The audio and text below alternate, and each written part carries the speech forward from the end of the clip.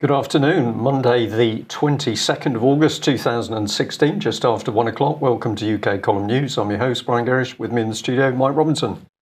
Well, it's a bit grey and gloomy here in Plymouth, and we've got reports from Scotland and Norfolk that it's a bit clammy and muggy. So that seems to be the weather. And I'll just add that we get mixed opinions on speaking about the weather. Quite a lot of our viewers like us to just give it a mention. After all, we're here in England and talking about the weather is a good thing to do. Some of you think we should just get on with the news. It's only a brief comment. Well, what have we got? State of the nation, I think, today, Mike, overall. Overall, yes. But we're going to start off with the Catholic Herald here, reporting that Lawrence Soper had been arrested. This is a couple of days old. He actually arrived back in the UK today and was arrested at Luton Airport. So this is the former Roman Catholic priest who's accused of historic sex offences against boys mainly. I think it's all against boys. Offences at St Benedict's School in Ealing, which is in West London. He taught there in the 70s and the 80s. 4 charges, including buggery, gross indecency, indecent assault against a victim from 1972-76. Another boy, 14, and various other charges and so on. But he was arrested in Kosovo, where he seemed to have been hiding out for the last while, but they've been looking for him for 5 years. Pretty impressive policing, Mike. They can't get to grips with what's going on around Westminster. And as we'll just bring up on screen here, we're now into day 24 of utter silence, excuse me, from the policing minister, Mr. Lewis, over the Met Police whistleblower. So we have a Met policeman who has really taken the lid off the cover-up of child abuse in London. Utter silence from the policing minister, Mr. Lewis. And of course his predecessor here, Mike Penning, similar 24 days of utter silence. But apparently we can travel halfway around the world to arrest Catholic priests in Kosovo, Mike. Well, as we should, but of course we should be arresting these other people as well. Well, too difficult because they're too close, apparently. Close, yes. Too close. Just before we move on, I'll just mention that we snipped out the section from Friday's programme of Alex discussing the Doherty case, and that's now up on the front page of the UK Column UK Column website as a separate article. If you could distribute that, it would be fantastic, because we've put the 10 questions which Alex mentioned underneath the video clip. So we can just say 10 questions which really Police Scotland should be digging into to get the answers. But of course, Police Scotland have been working to help gently cover up what's taken place with the Doherty family. Okay, well, a little bit of overseas news. We're just going to stick on the subject of Hillary Clinton, because some really interesting stuff beginning to appear in the media. So we've got Rudy Giuliani. Giuliani, thank you. It's the J. I was going to put a harder G in there. Giuliani. He's quoted as saying that Hillary controls the entire media empire, and this has been aiding her throughout her campaign. So we think of all the information which is coming out about this lady, to do with her emails, to do with arms, to do with a multitude of bodies around Hillary and Bill Clinton. And now we've got this gentleman pointing out that actually she controls the media. I don't think so. I think powerful figures control the media, but they're putting her centre stage. Do you think, Mike? Well, in fairness, Giuliani is a Republican, so we should perhaps view this in that context. Well, this is true, but let's have a look at what's been said. Of course, he's pointing out that Hillary Clinton is appearing unwell, and what he said is all you've got to do is go online and put down Hillary Clinton illness and take a look at the videos for yourself. Now, I would certainly agree with that, because these are not amateur videos. These are mainstream media reporting on a number of different occasions, many different occasions, where Hillary Clinton is either unable to speak because she's coughing, or it looks like she's going to faint, or she's helped up steps, or she's got some very severe facial tics. Facial tics. Thank you, Mike. I couldn't think of how to describe that. So what he says here is absolutely right.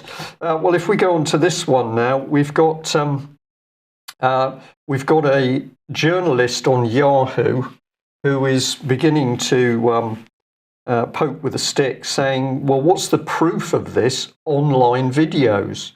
So there's a mocking from this journalist that basically, because he's said that he's looking at online videos, we've got joined the chorus of Donald Trump supporters peddling conspiracy theories about Hillary Clinton's health. So I don't quite know where they're going with this, Mike. It's like they don't know what to say because the evidence is mainstream. It's not anybody else. And there's no conspiracy theory in those videos. So I think they're getting lost for words. So this is the journalist. We thought we'd just bring him on screen. It's Dylan Stableford. And he's been pumping out that the Clinton campaign, of course, this is what you were getting at, Mike, has slammed Trump's comments as subterfuge. While it's dismaying to see the Republican nominee for president push deranged conspiracy theories in a foreign policy speech, it's no longer surprising. Jennifer Palmieri, the Clinton campaign's communication director, said in a statement, Donald Trump is simply parroting lies. So I'm not sure when a video became a lie. But if you want to have a look at this excellent reporter, this is his track record. Can't see anything of substance in there, really. I think no clothes I've put in there, Mike. The emperor has no clothes. Absolutely, but I think we're just seeing more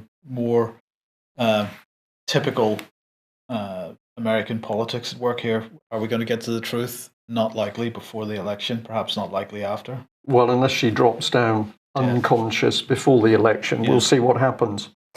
Well, of course, the Americans are not going to be too happy that the Conservative government at the moment destined to destroy the Royal Navy. We reported last week on new sleeping arrangements that's going to put young female Royal Marine recruits in the same dormitories as their male colleagues. That's to help cohesion and bonding, apparently, Mike. Yeah. Of course, they could be breeding their own future Royal Marines, which will help the whole policy. But the key point here is that we've got another ship to be sold immediately. This is RFA Diligent, which is basically a very valuable repair ship. This allows major work to be done on deployed vessels. And suddenly we're told that this ship is to be sold. And it's just 3 years after a refit, which would have extended its working life to at least 2020. Well, I mean, if you're going to sell an asset, surely that's exactly what you do. Okay. Well, I'm just going to point out, of course, that the Tory government is continuing to destroy the Royal Navy. The Ministry of Defence is utterly lying over the importance of getting rid of this ship. But of course, we got the bizarre situation where the Tory government is making these cuts as it warns of an impending war with Russia. So we come to this interesting question, is the government bonkers? I use that word deliberately, we'll see why a little bit later. Or is it the case that we've got a deliberate subversive government policy to destroy Britain's military capability? And if I just add on the end of that, Mike, and a comment from our very own David Ellis, who reports with us on military matters, is that once again we've got astonishment at the higher levels of the Royal Navy in particular, but nobody's brave enough to stand up and be counted. But other commentators in the military arena are saying, what on earth is going on? So there's this puzzlement as to the policy. In the light of ships not being able to sail in water that's too warm, the chances of breaking down when we go to warm water, it does seem ridiculous that we get rid of this type of infrastructure. Yeah, probably not diligent to do it. Yes. But the other story that I saw today was that HMS Illustrious, of course, retired, long since retired aircraft carrier, being sent to scrap metal dealers in Turkey. Yeah. Apparently a deal that is worth a whole £2.1 million. Given away, Mike, and it is an outrage. In days gone by, of course, all of the British warships were scrapped. Most of them were sent up to Scotland. So you were getting rid of a warship, but what were you doing on the back of that? You were keeping British jobs going, and the scrap steel, of course, went back into the steel industry. Absolutely. I remember for years heading to Stranraer, Carlingford Lough, full of old ships. And Inverkeithing, one of the big scrap yards. So this is a double insult. You destroy the nation's ability to defend itself, and then you give away those publicly funded assets to Turkey, did you say? Turkey, yeah. I thought Turkey was now slightly towards the untrustworthy nation as far as the Foreign Commonwealth Office. It's just business. Just business, okay. Okay, well, let's get on to Larry, Curly and Moe here, the Three Stooges. This is quite an incredible story, really, in some respects, because the utter childishness of it is staggering. Of course, who are we talking about? Boris Johnson, Liam Fox and David Davis. These guys all in or around the Foreign Office. And their behaviour is not so much a reflection on them as individuals. Perhaps they have, I think we've seen over the years, behaved like children over all that time. But I think their behaviour is a reflection on Theresa May, who's permitting them to get on the way that they are. So what are they up to? Well, they are fighting over their jobs, I suppose. For example, Liam Fox sent a letter to Boris Johnson, copied to Theresa May. He said that he thought his responsibilities, or what he thought his responsibilities should be. He said the role played by economic diplomacy is crucial to delivery of the objectives I've been set by the Prime Minister as International Trade Secretary. So basically, he's saying he's going to take over a large proportion of the office space of the Foreign Office. He's going to take some Foreign Office staff. So basically, there's just a bunch of pathetic infighting. Now, of course, David Davis is the Minister for getting us out of the European Union. So while all this nonsense is going, none of these people are actually doing their jobs. Brian and David Davis in particular cannot be making any progress while he's busy fighting with these other two idiots.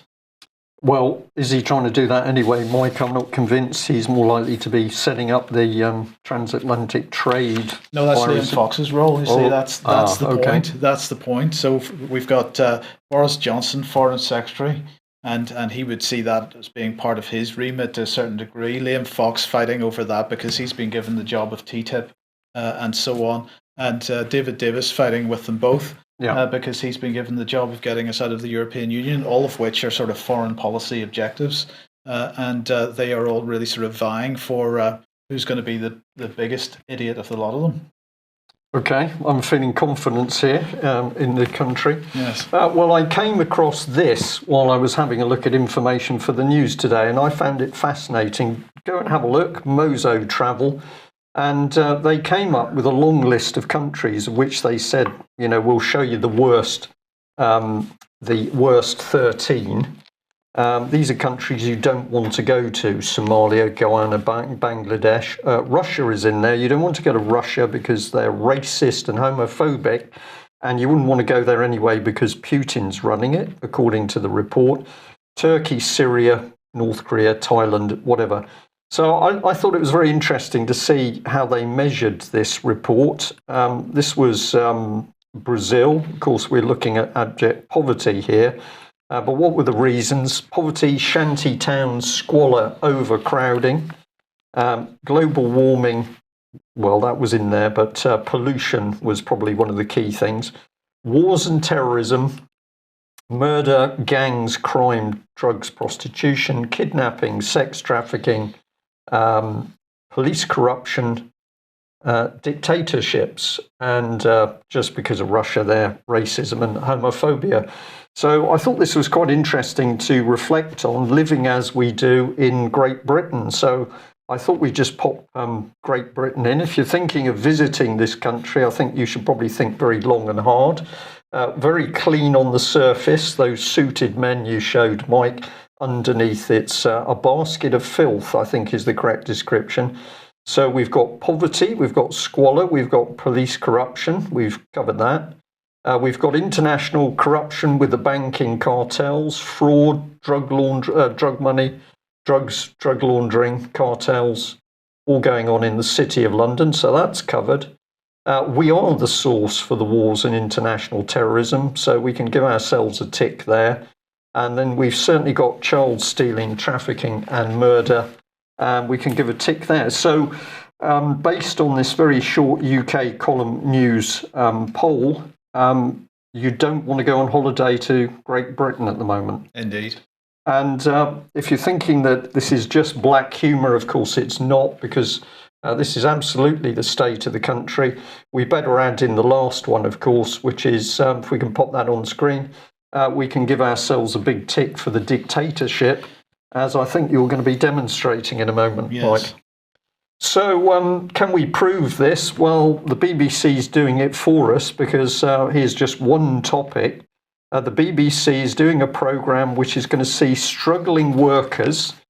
These people have already got enough problems in their lives, but the BBC is going to have them in a little game show to compete for whatever it is, £15,000 prize money. I think this is obscene. Other people have called it poverty porn. But just have a look at the BBC quote here. It says, "This series is an innovative social experiment exploring the challenging world of the low-wage economy. Job insecurity is a real feature of people's working lives, and the purpose of the series is to reflect that." So there we are. That's why everybody's paying the 3.65 billion into the BBC, is so that they can carry out a little bit of social experiment on people who are having trouble feeding themselves. It's nice stuff, isn't it, Mike? Nice. Yes, okay. Well, let's move on to Syria. Boris again, he has made a further statement on the situation in Aleppo, because the panic over the recent bombings in Aleppo by the Russians in eastern Aleppo is really, Boris is almost apoplectic. The whole world, he says, is horrified by the suffering of the people in Aleppo, the bombing of innocent civilians, the murder of defenseless children. He said the fighting must stop now. Russia is indicating its support for a 48-hour cessation of hostilities. That's a step forward. Let's implement that plan immediately so we can get essential help, food and medical supplies to the beleaguered people of Aleppo. So he said it's only when the fighting and bombing stops that we can hope to deliver the political situation, and so on. Of course, his idea of a political situation remains getting rid of President Assad, and of course what he's actually wanting to do is to get essential help, food and medical supplies to his tamed terrorists in eastern Aleppo. Now, if anybody hasn't heard Patrick Henningson's Sunday Wire from last night, part 2 of Another Road to Damascus, because Vanessa Beeley is still in Syria. He had a couple of excellent guests on there, and another report from Vanessa. Do listen to that. That's episode 149 of the Sunday Wire on 21stcenturywire.com and alternate current radio. And of course, that's real reporting, Mike. It's coming in live from the country, yes, which is something, of course, we never get with the BBC. Too busy with exploiting poor people. No, they rely on people in council houses, Syrian Observatory and Human Rights for their information. Yes. Anyway, Yemen, of course. Now here is an article from Haaretz called "The Forgotten Endless War in Yemen," and their point is absolutely right.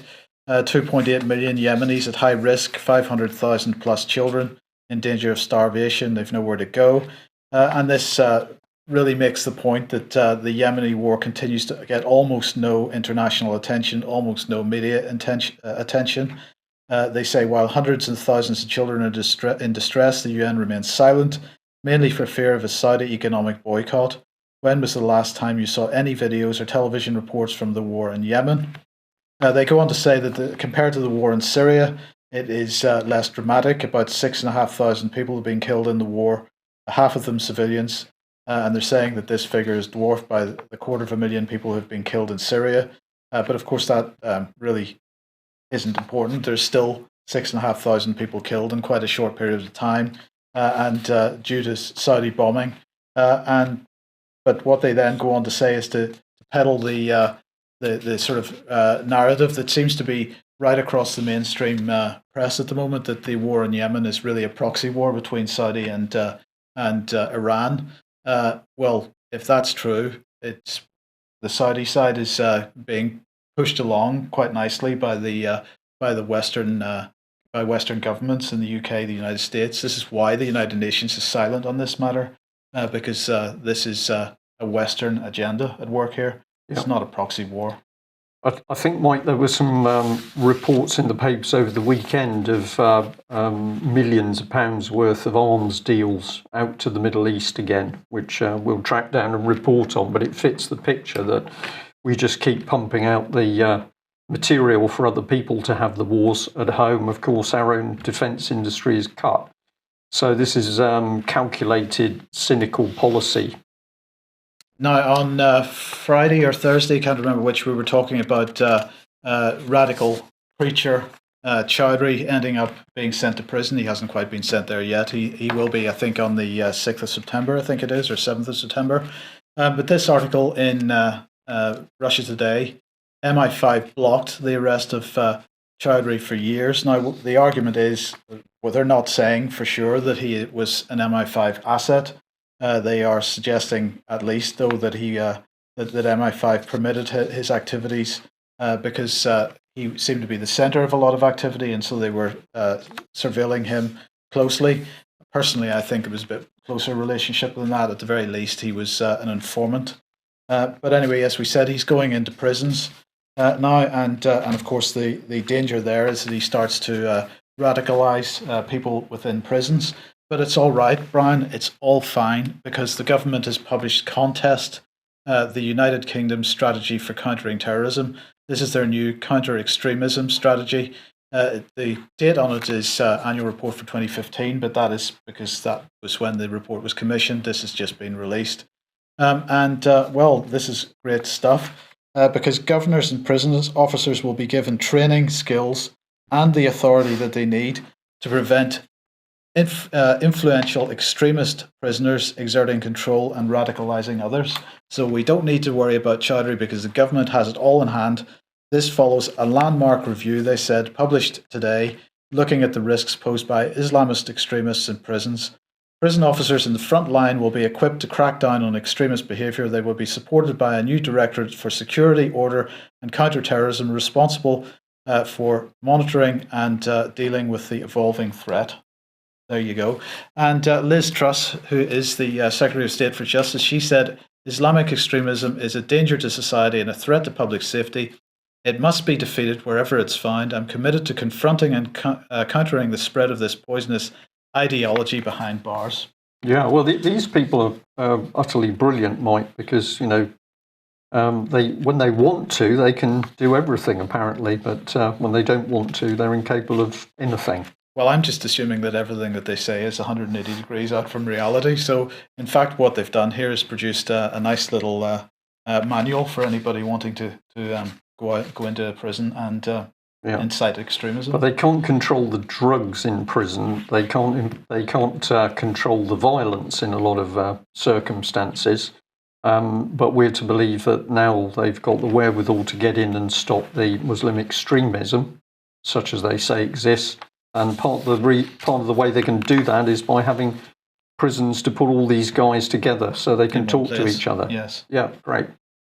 Okay, well, if we're talking about countering extremism, then what we're going to expect to see, of course, is more armed police on the streets. So thank you to our viewer who flagged up this little one. It's our local paper again, the Plymouth Herald. And here's the title, Traffic Police Look into the Eyes of the Dead. Says officers in harrowing account of fatal RTA. I've just seen a child the same age as my son die in front of me. I've seen his family fall apart. And that's just the start of a whole blog talking about death. Looking into the eyes of the dead is the headline here. But it seems interesting that what we've actually got armed response officers revealing the effect of post-traumatic stress. I don't get a comfortable feeling about this, that we've got armed police who seem to have more than a few problems. So maybe somebody can help us out here. I'm well aware that at the moment the suicide statistics for the police are climbing rapidly as a result of post-traumatic stress.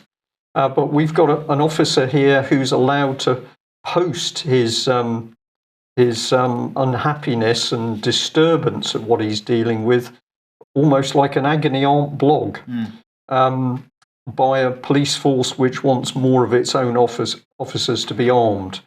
So have a think about that, but I don't get a good feeling about it. Okay. Where does that take us? Well, where it takes us is to independent QCs. Bulk PARS, REPA, the Investigatory Powers Act. This is an independent QC. David Anderson, QC. He is the independent reviewer on everything that the government does with regard to bulk data collection, with regard to investigatory powers. I just wanted to put his picture up there so that we know who we're speaking about. He has just released this report, the report of the Bulk Powers Review. Well, it's all systems go, Brian. The report says that bulk interception is of vital utility to security and intelligence agencies. Bulk acquisition of communications data is crucial in a variety of fields, including counterterrorism, counter-espionage, and counter-proliferation. An operational case for bulk equipment interference has been made in principle, and that bulk personal data sets are of great utility to the security and intelligence agencies. So everything that Theresa May would have wanted him to say, he has said. Theresa May then had a comment. She said, "I'm grateful to David Anderson for his report, in which the government has provided unfettered and unprecedented access to the most sensitive information about our security and intelligence agencies' capabilities." So he at least has got some insight into what they're capable of. Nobody else has, but he has issued his report saying that everything's fine. The agencies need all this bulk data collection capability. So everything that they've been doing unlawfully to date is fine. Yeah. Okay, so selling the data sets to the Americans was one little dirty deal they were doing. Spying on people they shouldn't have been spying on was another one. And now we need to do more of that more efficiently in bulk. And so I did tick the dictatorship box because that is where this country has arrived. Theresa May, I believe, the most dangerous Prime Minister this country has had. And of course, what's the reason for that? Well, she's backed up by this massive state spying apparatus, which of course they're demonstrating with the prisons objective is that they're going to get that into the prisons as well. So you're not even going to be safe when you're protected by the state. Absolutely. Right. Constitutional reform, big issue for us over the last few years. And the Bill of Rights. Well, of course, we don't have a Bill of Rights, we're told, except that is a picture of the Bill of Rights that you're seeing there. Actually, it's a Declaration of Right, which is the common law treaty, which came just before the Bill of Rights, but it's basically the same document. Well, we don't have one, apparently, even though it's there in front of you, so we need one. And the new British Bill of Rights is going to be introduced. This is according to Justice Secretary Liz Truss. Of course, what are they going to do? They're going to get rid of the Human Rights Act, start again with a new blank piece of paper and write some words down on it, which is magically going to give us all some rights. That's going to be our new Bill of Rights, because we don't have a written constitution in this country, as you know, Brian. At least that's the lie that's peddled. What did she say?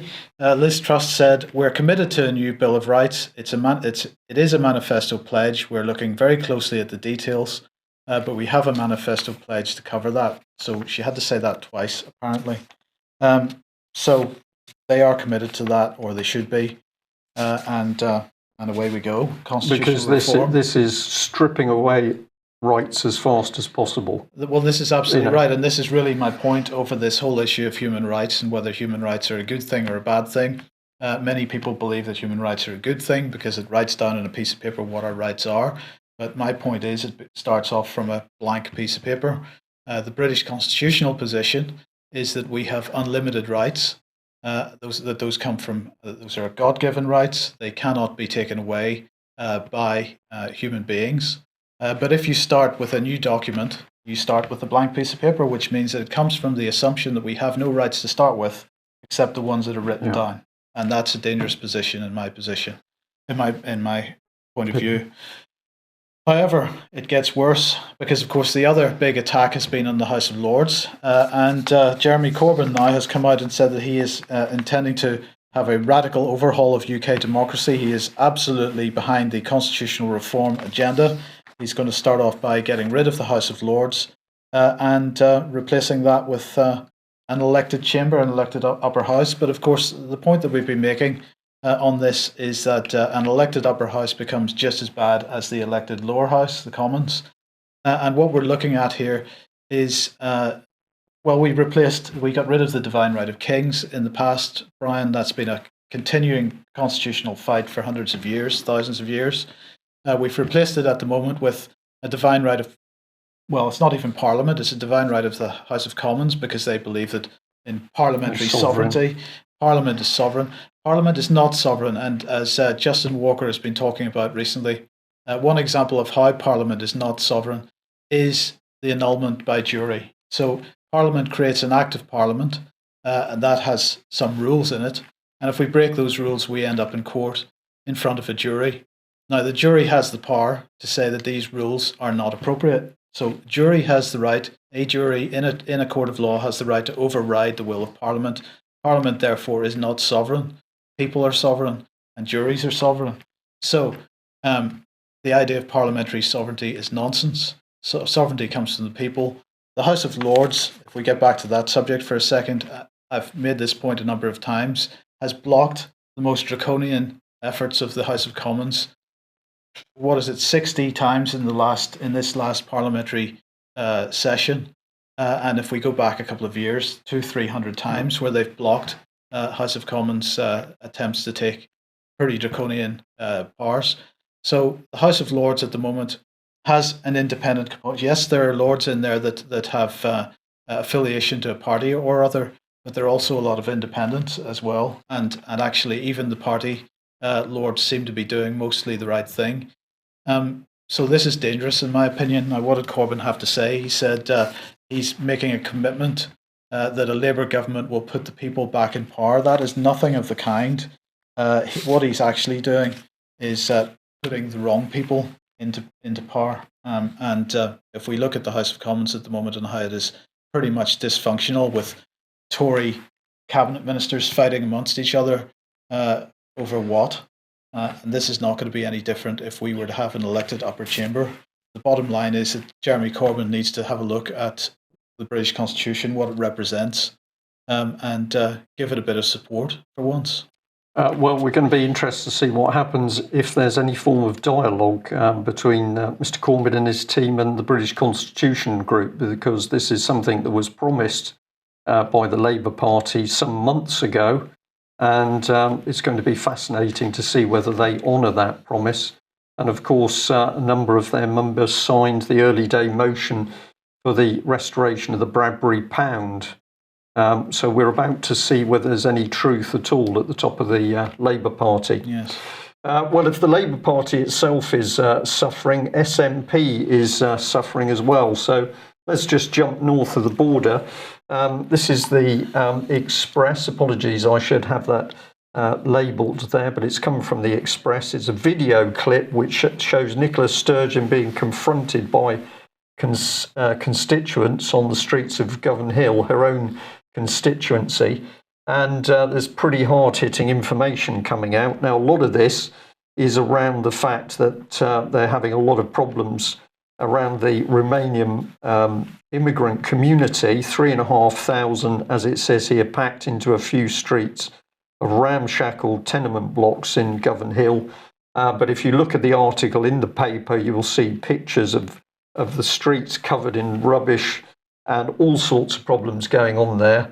But the local constituents point out that Ms Sturgeon's constituency is so dangerous now that she gets an escort when she goes there for the police, and the police have given it its own designator, Golf Echo 68, the most violent area of Glasgow. So this is what one of the constituents said. She Nicola Sturgeon, lives 8 miles away in a plush neighbourhood where the issue of the slum doesn't affect her. So this is really classic. This is where it goes. This is where it will go in England, Mike, I suggest, if we let these politicians carry on, what comes in is a dictatorship, a fiefdom, and they simply do as they like because they're not going to be affected by the damage that the policies do. So that's a pretty interesting one. But we got another indicator here of how bad things can be, because this is an interesting headline from the Express. It says Gravesham Borough Council caught lying down. That'll be a £75 on the spot fine. There's the word, dictatorial council. And this is part of the key reply from the council itself. We expect enforcement officers to use common sense. Well, we're going to say that's a false message. What's really going on? Don't worry, there's a law and there's power with it, but trust us, we won't use it. That's the false message. But the dangerous message in the headline is bonkers. A bonkers council has announced this. So here is the paper trying to make out that this is some silliness that really we shouldn't worry our heads with. They're all a little bit bonkers, but no problem. Well, the UK column, of course, was alone when we pointed out where councils were going, and we used the example of this man. He's John Tradewell, the Director of Democracy, Law and Transformation. That's quite a title for a solicitor, and this is Staffordshire Council. And we just remind you what this man said in a text that was part of the Civil Service magazine. I'm starting to believe that the new power, the general power of competence, could end up being the most important 13 words ever for local government in this country. This isn't because they actually give us any great new powers, but I'm not sure they add a great deal to the well-being powers in the 2000 Act, nor is it because they will change the default setting from can we do this to we can do this. I think they will do this, and it's a significant change, but it's not exactly earth-shattering. Well, hang on, because he goes on. And somewhere, here we are. The importance of these words is actually much more fundamental. The words themselves speak of a local government with real power and capacity. A local authority has the power to do anything. These are the words that everyone will hear and understand. Lawyers may read on into the detail, but not many others will go further than these words. So there we are. A local authority has the power to do anything. So we've got a new definition of the nature of a local authority. And this is pretty dangerous stuff, Mike, where we have an individual who should be a servant to the public calmly saying, well, we are the law. We're going to make the law up as we wish. This is so far from being constitutional. It's unbelievable. Let's just restate the constitutional position in this country once again. The only being capable of having the power to do everything is a human being, flesh and blood, man or woman. A local authority, a corporation, these are considered to be dead under the British Constitution, and therefore they have the power to do nothing unless they're given that authority through the law, an act of parliament where we consent to it, and so on. That is why policing is by consent. That's why government is by consent. That's why we elect people. These people have forgotten that they are elected, and the only people that have the power to do anything are us. Yeah. And significantly in that article, when you read other parts of it, he's actually saying that the council is being given the same powers that essentially a human being has. Yes. So this is where you can see the twist. So the £75 fine is not bonkers, it's not silly. This is very, very dangerous constitutional change, which is being drifted in under our noses. Well, we can go in a different direction, and thank you very much to one of our viewers for pointing this one out. This document, which has been found through the National Archives, and basically it's a memorandum of understanding between the Health and Safety Executive, the NHS, and the police in safety incidents, unexpected death or serious harm within the NHS. Now, it was interesting. We noticed that the health and safety executive signature is missing from this document. I don't quite know how that works, but there's wet signatures, unusual for that. But the health and safety one was missing. Well, why are we interested in this? Well, it says that investigating patient safety incidents, unexpected death or serious untoward harm is a protocol for liaison and effective communications between the National Health Service, Association of Chief Police Officers and Health and Safety Executive. So we've got a nice little private agreement here, Mike, and these agencies have decided what to do if somebody's dying. Independence, not too sure, but this is the meat of part of it. So paragraph 14, similarly, serious injuries to healthcare workers to which this protocol does not apply, and some accidents to patients are required to be reported to the HSE by NHS Trust under the Reporting of Injuries, Diseases and Dangerous Occurrences Regulations 1995, RIDDOR. And here we have it. Accidents to patients that arise from medical treatment or diagnosis are exempt from this requirement. So we've got a nice private little arrangement at the moment that means that if somebody dies as a result of anything, neglect, malicious activity by the medical staff, that actually doesn't get covered at all. And the other thing we know, of course, is that there is no forensic toxicology. So when people are dying, there are no tests to see whether they died as a result of the very medication that was supposedly given to make them better. And particularly when we're seeing deaths of children, because there is no forensic toxicology, nobody has any idea whether the children were given drugs which were not approved for use on children. So what we're really getting at here is that the NHS is clearly now a very good place where people can be quietly disposed of, livable care pathway. If it gets a little bit too close to the surface, there's a nice little protocol agreement with the chief police officers in place. Excuse me, but if people die as a result of the medical diagnosis and medication, well, that doesn't really matter at all. No. So, excuse me, there we have it, some dangerous things unfolding in British society at the moment. The evidence is all there in the public domain when you start to put the pieces together, and it's up to us, the wider public, to stand up and alert those who can't see what's happening to what is really going on.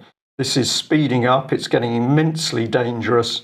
And if we have the likes of Boris Johnson thinking that he's part of a sovereign decision-making body, Theresa May, who's built the biggest state spying system seen in the West, we're heading into pretty stormy waters, really. Mm. Okay, that ends today's news. We'll be back at the same time tomorrow. Join us then. Thank you. Bye-bye. Bye.